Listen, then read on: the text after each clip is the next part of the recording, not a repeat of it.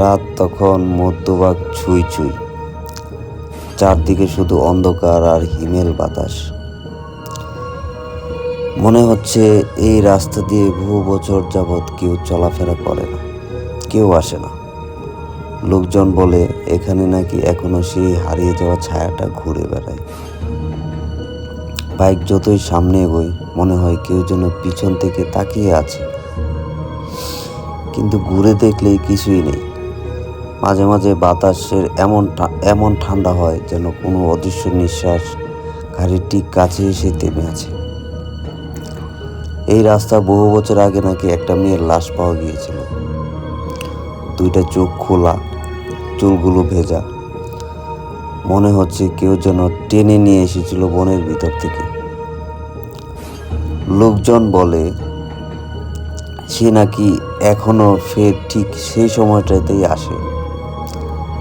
বাইকের হেডলাইটের মাঝে মাঝে সাদা কাপড় উড়ে যেতে দেখা যায়। কখনো কখনো মনে হয় কেউ রাস্তার ঠিক মাঝখানেই দাঁড়িয়ে আছে, কিন্তু কাছে গেলে কুয়াশা ছাড়া কিছুই পাওয়া যায় না। যদি হঠাৎ বাতাসের কোনো চাপা হাসির শব্দ শুনতে পান বা খুব কাছে কারো পায়ের আওয়াজ আসে, তাহলে বুঝবেন সে আপনার আশেপাশেই আছে। দেখা যায় না, শুধু অনুভব করা যায়। এই জায়গাটা পার হলে অনেকের নাকি বাইকের সাউন্ড বলতে যায়। মনে হয় আরেকটা ইঞ্জিন আমার বাইকের সাথে আলাদা তাল মিলিয়ে আমার পাশ দিয়ে একই সাথে যাচ্ছে। কিন্তু আপনি পাশে তাকালেই দেখবেন রাস্তা ফাঁকা।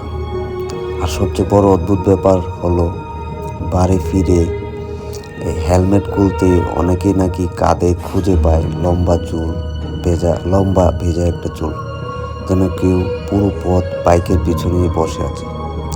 রাস্তাটা সত্যিই খুব ভয়ঙ্কর ছিল।